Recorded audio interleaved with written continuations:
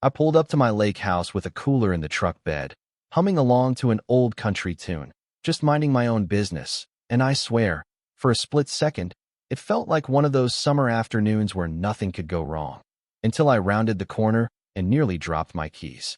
There, on my deck, were complete strangers, frying bacon on my grill, sipping margaritas like they owned the place, and one of them even had the gall to wave at me, like I was the intruder on my own land.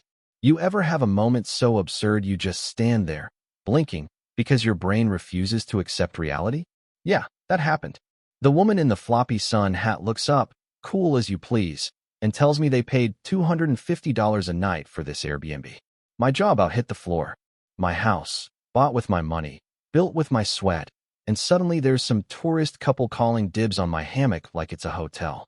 Turns out, this wasn't just a one-off misunderstanding, either. It was the opening act of a circus orchestrated by the HOA's own queen of misery, Karen. And trust me, if you think that's wild, you ain't heard the half of it. I demanded to know who gave them the keys, and the guy in the Hawaiian shirt just shrugs and says, "A lady named Karen met us at the dock.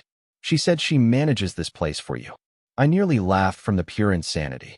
Only in this twisted little slice of suburbia could Karen, the same lady who loses her mind over grass height, turn around and rent out my house behind my back like it's her personal side hustle. The couple, bless their hearts, actually thought I was some local character, like I was part of the rental experience. They even tried to tip me. I took the $20 just to watch them squirm.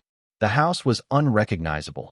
She'd staged it for renters, swapped out my trophies for beachy decorations, put out brochures for lakefront luxury, even left mints on the pillows. Every inch of my sanctuary felt violated, like someone had run a cheap motel right through the soul of the place. The worst part? When I told them I was the owner, they looked at me like I was the scammer. That stung. Good thing I always keep the deed in the truck, just in case. Pulled it out and showed them. Here, in black and white, this place is mine. The woman finally noticed the signature on their receipt didn't match, and the couple starts to unravel. They'd paid Karen through some sketchy online listing. Now their vacation's ruined. And who do they blame? Me.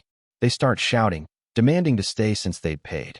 That turned into a full-blown porch showdown, with my neighbor across the water filming the whole thing for his own entertainment. Eventually, I just walked inside, grabbed my keys, and started locking every door in front of them. The man protested, but I pointed to the deed. "Your name's not on it. You want a view of the lake? There's a public park down the road."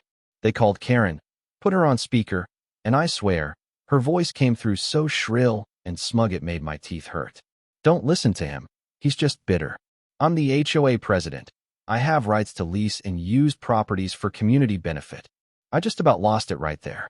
When the couple finally packed up and left, muttering about lawsuits, I cracked a beer on my deck and just stared at the lake, trying to calm down.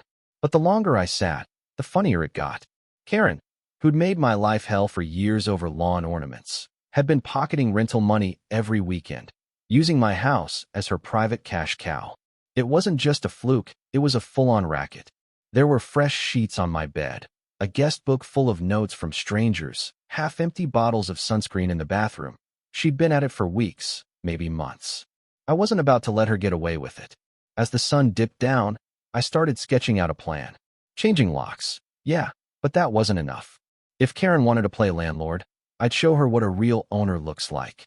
I started with the obvious: new locks, reinforced doors, cameras everywhere. Then I decided to let her hang herself with her own rope. Next weekend, I got word she had another rental lined up, a family of 5, floaties, coolers, the whole vacation dream. I let them arrive. Gate locked, cameras rolling, me waiting on the porch.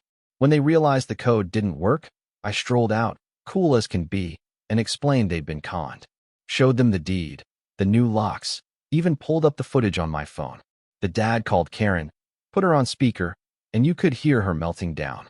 The whole time, I just leaned back, arms crossed, enjoying the show. The best part?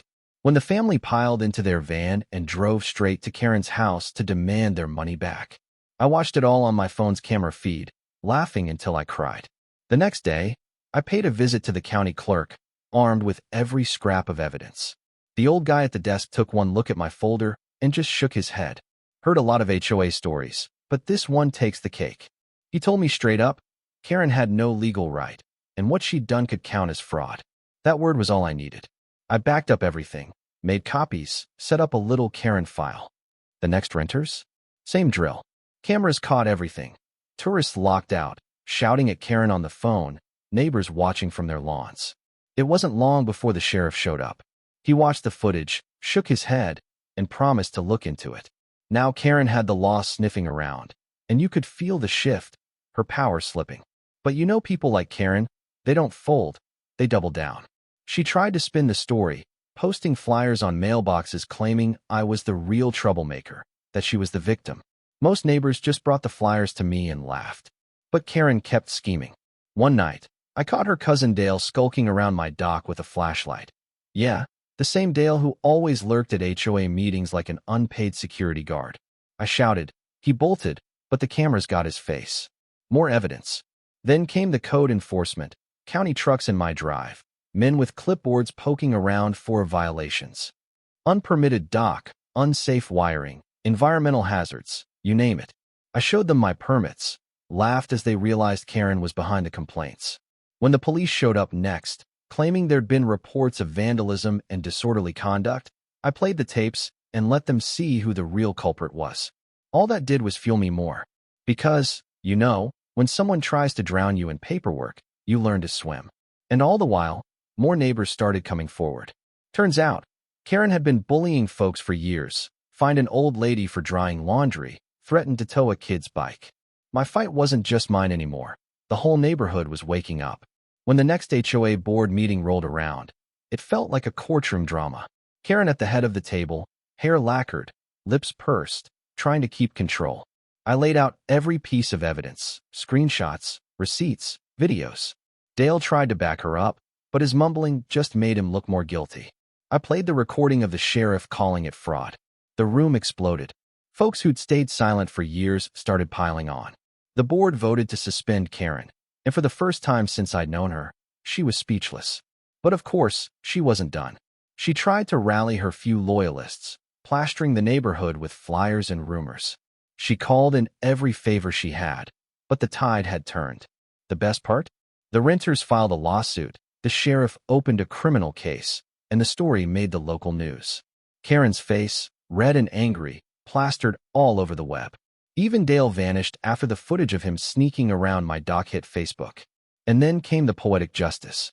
With fines piling up, legal bills crushing her, Karen's house, her beloved McMansion, the monument to her ego, hit foreclosure. I showed up at the auction, hands in my pockets, and bought it out from under her. The look on her face when she found out, worth every headache.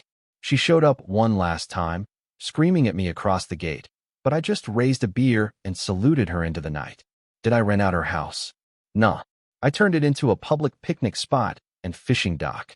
Ripped down the gnomes, put in benches, let the community in free. Every barbecue, every laugh from a neighbor's kid felt like a nail in the coffin of her tyranny. Karen tried skulking around, glaring, but she was just another face in the crowd now. Her legend was dead. And me? I sit on my dock at sunset, drink in hand, listening to the laughter carry over the water. My house is my sanctuary again. My neighborhood is finally free, and Karen, well, she's just a ghost story we tell new folks over a cold beer. Funny how sometimes the worst trouble lands you right where you're meant to be, reminding bullies that no title, no law, no fake authority can ever outlast one stubborn homeowner who refuses to be pushed around. So, here's my question to you. What would you have done if it was your house? Is justice just sweet revenge? Or is it standing up so your whole community can breathe easy? Drop your thoughts below and tell me where you're watching from. Because one thing's for sure, when it comes to fighting back against folks like Karen, you're never alone. Yeah, you know what I mean?